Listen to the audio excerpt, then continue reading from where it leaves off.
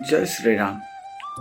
आज मुझे आपको गोटे छोटिया कहानी कहवा चाहूँगी जो कहानी रे आपण निजक देखापी चेष्टा करेंगे। निश्चित भाव में ये कहानी आपको भल लगे आशा करुच्ची।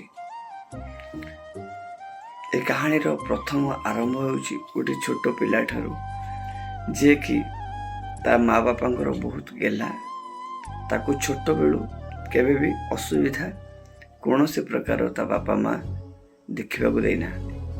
आदर स्नेहर केबे अभाव से देखिनी, अर्थर अभाव से केबे अनुभव करिनी, दारिद्रतार दुख केबे से देखिनी।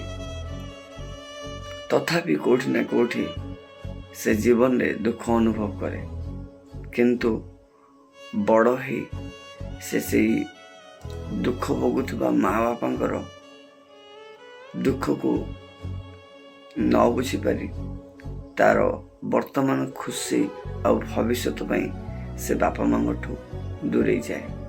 जो बापा माँ छोट बेले ताकू भल रखापी टिके आँच न आसवाई कि निज दुख को छाती तले लुचई रखी ताकू पाठ पढ़े बड़ ऑफिसर करछंती। से आज तार निज व्यक्तिगत खुशी बापा माँ को छाड़ी दूर को चली जाउछि।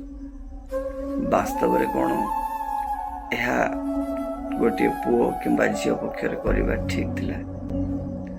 जदि ठीक अच्छी भविष्य निजे गढ़ा एवं निज भविष्य चिंता करवा यह निश्चित सम्मान योग्य।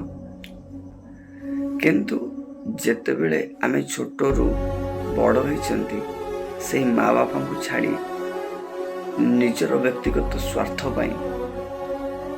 निजर सफलता जन्म देथिबा माँ बापा एवं आम पाई सब किछि त्याग करथिबा से महान व्यक्तित्व को छाड़ी जीवा कौन ठीक केते दूर ठीक। जदि सफलता आम पाई बड़ से सफलता पाखरे पहुँचे आमको तैयारी करथिबा लोकटा कौन छोट।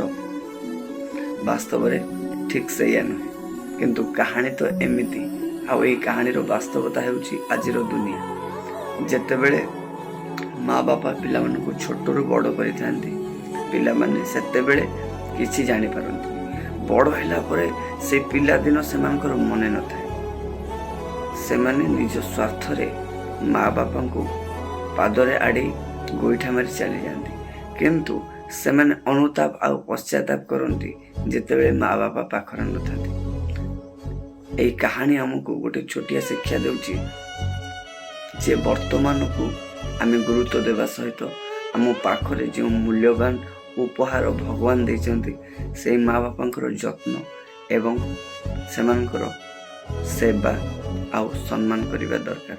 कारण किए जानी जे सफलता आम पाखरे रहिबो कि न रहिबो, किंतु ए माँ बापा सब बेले आम पाखरे रहिबे आ तांको आशीर्वाद सब बेले आम मुंड उपरे रहिथिबो, चाहे आम सफल होंतु किंबा विफल होंतु। कहानी टी केमिति लागिला कमेंट सेक्शन में कहबे। धन्यवाद। जय श्री राम।